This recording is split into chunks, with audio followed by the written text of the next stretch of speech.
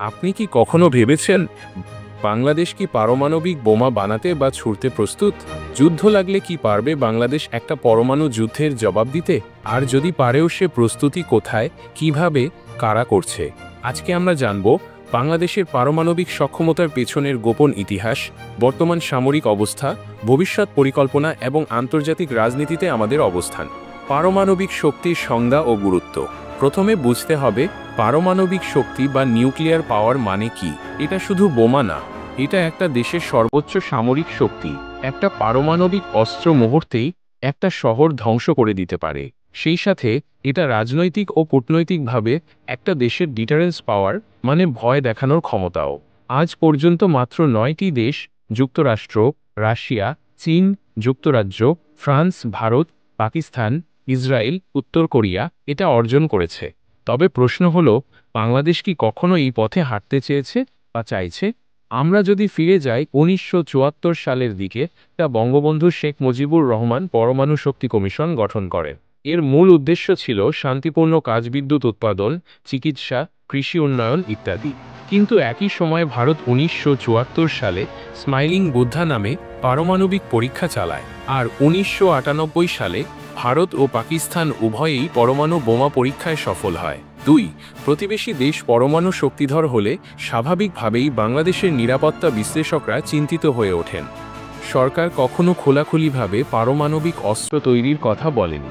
বাংলাদেশ বরাবরই পরমাণু শক্তির শান্তিপূর্ণ ব্যবহারের পক্ষে। আমরা এনপিটি নন প্রলিফারেশন ট্রিটি এবং CTBT comprehensive test ban treaty দেশ, মানে বাংলাদেশ পরমাণু অস্ত্র তৈরি বা পরীক্ষার বিপক্ষে। তবে কিছু রিপোর্ট অনুযায়ী বাংলাদেশ 2018 সালে নিউক্লিয়ার ইমার্জেন্সি রেসপন্স প্ল্যান গ্রহণ করে, আর রূপপুর পারমাণবিক বিদ্যুৎ কেন্দ্রের মাধ্যমে প্রথমবার পারমাণবিক প্রযুক্তির বাস্তব চর্চা শুরু করে। রাশিয়ার সহায়তায় গড়ে উঠছে রূপপুর পারমাণবিক কেন্দ্র। এখানে রাশিয়ান ভিবিইআর রিঅ্যাক্টর ব্যবহার করা হচ্ছে বিদ্যুৎ উৎপাদনের জন্য, হলেও এর মাধ্যমে বাংলাদেশে পারমাণবিক প্রযুক্তির বাস্তব অভিজ্ঞতা তৈরি হচ্ছে। এই প্রকল্প শুধু বিদ্যুৎ না, বরং ভবিষ্যতের জন্য পারমাণবিক প্রস্তুতির ভিত্তি। তবে প্রশ্ন থেকেই যায়, এই প্রযুক্তি কি ভবিষ্যতে অস্ত্রে পরিণত হতে পারে? বাংলাদেশের বর্তমান সামরিক শক্তি উন্নতির পথে।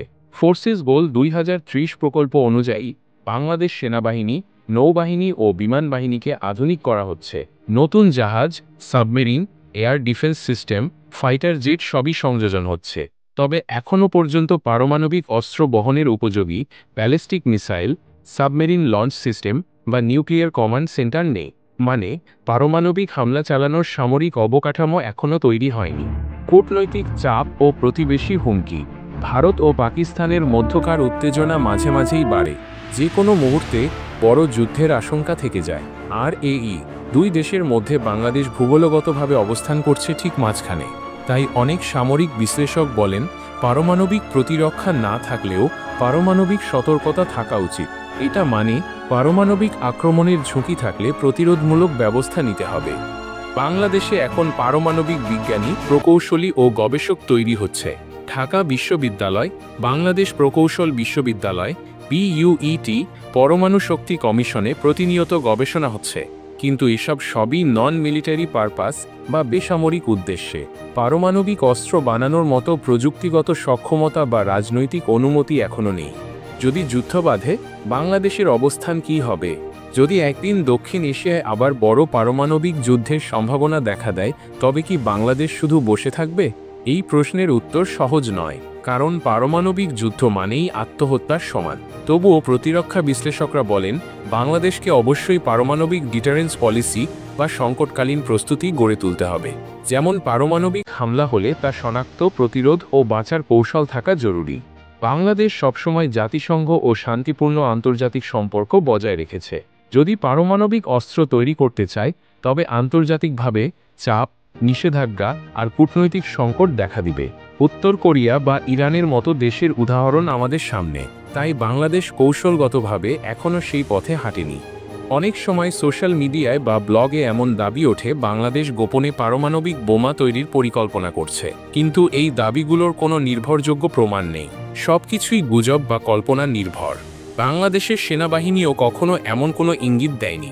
যদি কখনো বাংলাদেশ সিদ্ধান্ত নেয় তাহলে একটা পারমাণবিক প্রোগ্রাম দাঁড় করাতে অনেক সময় লাগবে না, কারণ ভিত্তিটা ধীরে ধীরে তৈরি হচ্ছে। তাহলে প্রশ্নের উত্তর কি? বাংলাদেশ কি এখন পারমাণবিক হামলা চালাতে প্রস্তুত? উত্তর না। তবে একদিন যদি সময়, প্রয়োজন আর রাজনৈতিক ইচ্ছা এক হয়, তবে সম্ভাবনা উড়িয়ে দেওয়া যায় না। বাংলাদেশ এখনও শান্তিপূর্ণ পরমাণু শক্তির পথেই আছে, কিন্তু নিরাপত্তা, আন্তর্জাতিক রাজনীতি ও ভবিষ্যতের অনিশ্চয়তা আমাদের নতুন প্রশ্নের দিকে ঠেলে দিচ্ছে। এই প্রশ্নটা শুধু অস্ত্রের না, এটা এক দেশের আত্মরক্ষার, অস্তিত্বের, ভবিষ্যতের প্রশ্ন।